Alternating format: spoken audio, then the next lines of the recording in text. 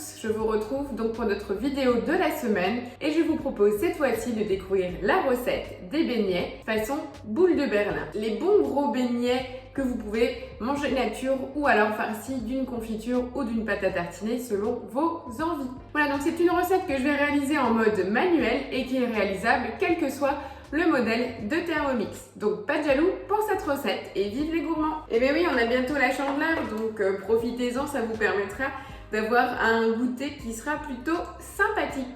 Voilà, donc on va commencer la recette tout simplement par mettre 150 g de lait dans le bol, mes 20 g de levure, et là je vais faire la base de mon levain, c'est-à-dire je vais chauffer pendant 2 minutes 30 à 37 degrés, vitesse 1. N'oubliez pas, c'est vraiment un conseil, en fait quand vous allez faire des pâtes levées, que ce soit la pâte à brioche, la pâte à beignets ou même une pâte à pizza, ne loupez pas cette étape. Dans certaines recettes, elle n'est pas proposée. Moi, je prends toujours mon liquide que je chauffe à 37 en même temps que la levure. Comme ça, vous avez une base de levain et votre pâte va pousser nettement mieux. C'est vraiment le petit conseil à ne pas zapper.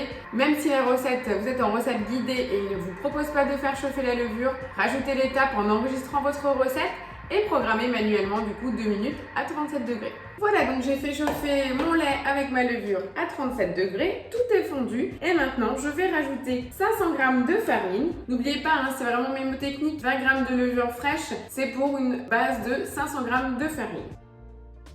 Voilà, 500 g tout rond, je rajoute mes 30 g de sucre, 80 g de beurre et 2 œufs entiers. Et là, je referme mon couvercle et je vais pétrir pendant 3 minutes. Et voilà, mes 3 minutes de pétrissage viennent de se finir. Et on obtient donc une magnifique pâte à beignets. C'est exactement le même principe qu'une pâte à brioche autre, hein. Vous avez du beurre, des œufs à l'intérieur. Je vous avouerai que c'est mes premiers beignets, non pas parce que c'est complexe, c'est tout simplement parce que je déteste l'odeur de la friture. Mais mes gourmands à la maison ont commandé des beignets et en même temps je voulais vous partager cette recette puisque vous allez forcément aussi avoir la demande. Il y a bientôt les vacances de février, les enfants seront à la maison et c'est bientôt la Chandeleur et Carnaval. Donc voilà, ne loupez pas une recette pour leur faire plaisir. Donc là, je vais transvaser comme d'habitude ma pâte dans un cul de poule.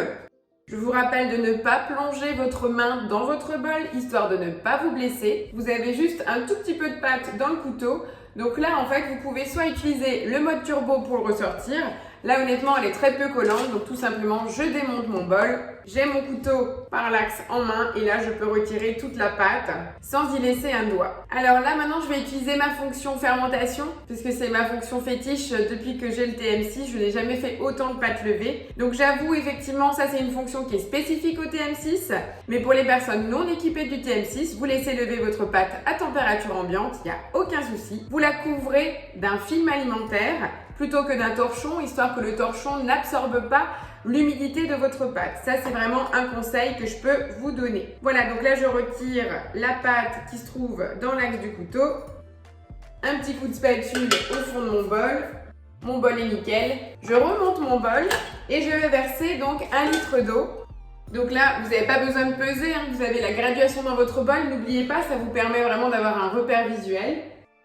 J'ai mon litre d'eau, je remets mon couvercle, je pose mon varoma, ma pâte est là, elle est super jolie, je la mets dans mon varoma, mon couvercle bien entendu et je vais la programmer 1h30 à 70 degrés en mode fermentation. Voilà, donc là je vais laisser lever ma pâte tranquillement au chaud. Comme ça, elle ne prendra pas de courant d'air, j'aurai un très beau développement et je vous retrouve juste après la première pousse pour vous montrer le façonnage des beignets puisque on laisse pousser une première fois, on façonne et on laisse lever une deuxième fois avant de les plonger dans le bol friture. Allez, à tout de suite!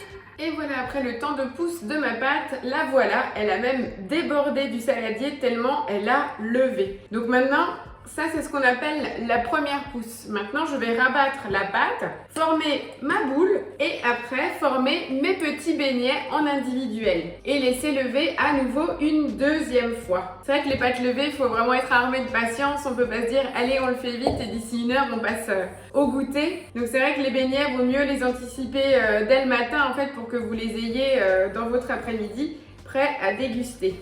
Donc voilà, je rabaisse vraiment la totalité de ma pâte, hein. Elle est vraiment bien levée. Je vais également fleurer mon plan, donc vraiment, vous allez très légèrement.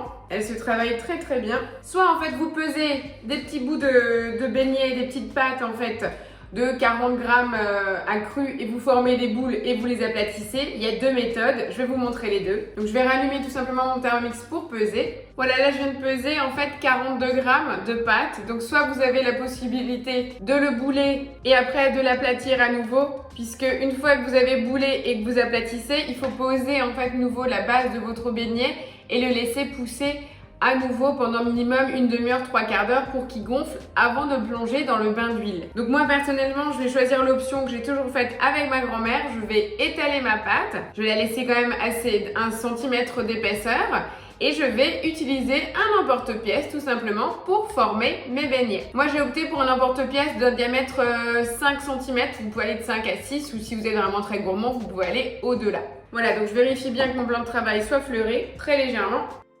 Vous avez vu, elle s'étale vraiment très très bien.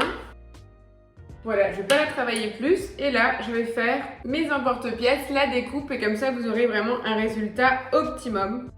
Voilà, j'ai mon petit disque. Je vais les laisser poser en fait sur le côté de mon silicone. Je vais les laisser lever et les recouvrir encore d'un petit torchon en attendant. Donc moi, j'oublie en fait la version pesée et boulée, hein. Je préfère en fait la version prédécoupés, comme ça ils seront identiques même si je ne compte pas les vendre, mais c'est vrai que le visuel est aussi très important. Donc voilà, on va continuer ainsi avec tout le tour de la pâte que je vais nouveau étaler pour finir et ne pas avoir de gaspille. En plus la pâte ne colle pas du tout. Regardez comme ça se travaille, c'est vraiment très facile. Là j'ai tous mes petits disques de près. Je vais les mettre en quinconce de côté. Je vais étaler le reste de ma pâte et je vais devoir encore m'armer de patience avant de les mettre dans le bain de friture. Voilà, et je renouvelle l'opération avec le reste de pâte. Donc une fois que j'ai fini, je laisse lever, faut que ça double de volume et après je vais mettre en cuisson. Voilà, donc après avoir façonné donc mes beignets et les avoir à nouveau laissés gonfler, les voici et maintenant je vais donc les plonger dans mon bain de friture. Donc vous voyez, il faut vraiment que l'huile soit frémissante. Juste à côté, là, j'ai préparé une assiette avec du papier absorbant puisque je vais les retirer de l'huile après une belle coloration. Donc là, je vais laisser colorer un côté, je vais les retourner, puis je vais les mettre sur mon papier absorbant. Et là, vous voyez, j'ai une petite assiette avec du sucre, un mélange sucre-cannelle pour rappeler effectivement mes valeurs alsaciennes. Donc après, les petits beignets, vous allez pouvoir donc les manger nature puisqu'ils seront déjà sucrés ou alors farcis avec de la confiture ou de la pâte à tartiner. On le voit bien là, il a vraiment bien gonflé là, il a le petit bidon qui s'est formé. On va le laisser colorer, on va le retourner. Donc là, pour 500 g de farine, hein, donc pour la recette, j'ai réussi à en faire 26 avec mon emporte-pièce. Et voilà déjà la première partie de la tournée. On les passe dans le bain d'huile, on les fait lever, on les fait passer dans le bain d'huile, on les met sur le papier absorbant, on les roule dans le sucre, mélange sucre-cannelle. Voilà la gourmandise. Je vous retrouve tout de suite pour le résultat final. Et voilà, avec un petit peu de patience, me voilà prête à passer au goûter. Vivement la fin de l'école, qu'on se régale avec ces magnifiques boules de Berlin, fait maison. Encore une nouveauté pour moi, donc j'avoue qu'effectivement les beignets dans la friture, c'est ce qu'il y a de meilleur au niveau du goût, mais pas pour le reste. J'avais déjà testé la recette des beignets au four, mais ça n'a pas du tout le même goût parce qu'effectivement l'huile a quand même un impact dessus. Après les goûts et les couleurs, c'est chacun son choix.